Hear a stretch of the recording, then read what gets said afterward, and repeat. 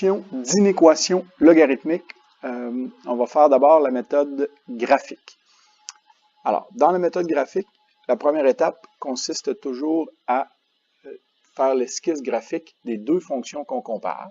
Ici, on compare y est égal à moins 3, que je vais tracer en bleu, à y est égal au log en base 2 de moins 13x sur 8, que je vais tracer en rouge. Donc, le graphique de la fonction logarithmique de base, avec ici la base 2, donc une base qui est plus grande que 1. C'est une courbe qui a cette allure-là, donc qui est croissante.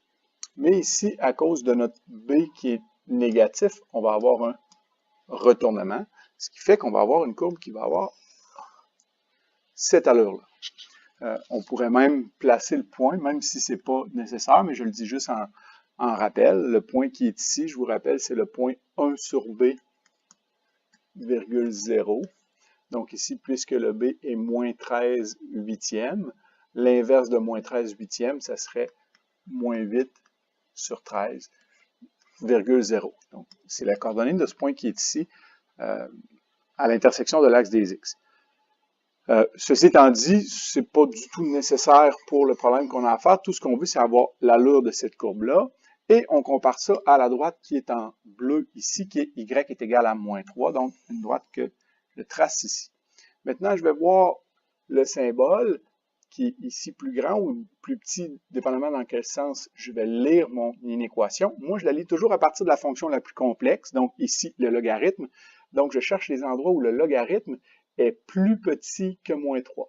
Alors, comme ce sont des valeurs des y, plus petit veut dire plus bas, donc plus bas que moins 3.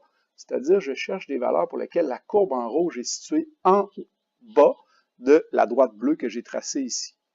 Et donc, ce qui va m'intéresser, c'est cette portion de courbe ici, comme ça.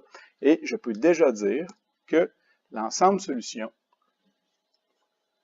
va être tous les x qui appartiennent à l'intervalle qui débute on ne sait pas encore trop où, et qui se rend presque à 0, parce que vous savez que cette courbe-là va s'approcher de l'axe, mais sans jamais lui toucher. Donc, le 0 ici, quand il va faire partie de l'ensemble solution de notre inéquation logarithmique, va toujours être exclu de l'intervalle.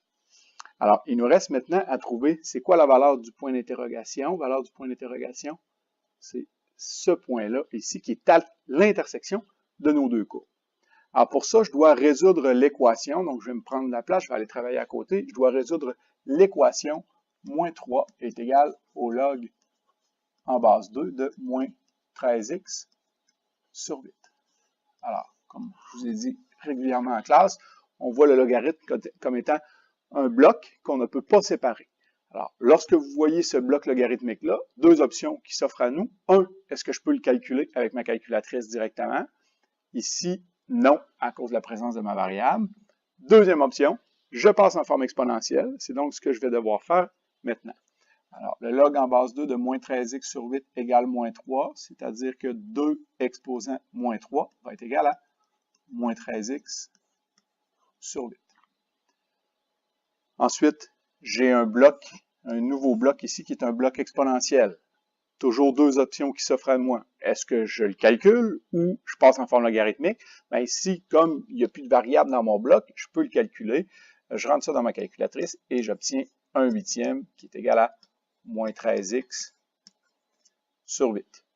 Ensuite, je multiplie par 8 des deux côtés. J'obtiens moins 13x égale 1. Et je divise par moins 13 des deux côtés. J'obtiens x est égal à moins 1 treizième. La signification de cette valeur-là, c'est que lorsque x vaut moins 1 treizième, la courbe en bleu, la courbe en rouge vont se croiser. Donc, c'est cette valeur-là ici. Et donc, je peux déduire mon ensemble solution. Je vais venir ici effacer mon point d'interrogation. Il n'est plus inconnu. Maintenant, je connais sa valeur.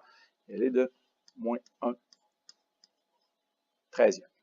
Alors voilà pour la première méthode, la méthode qui fait appel au graphique.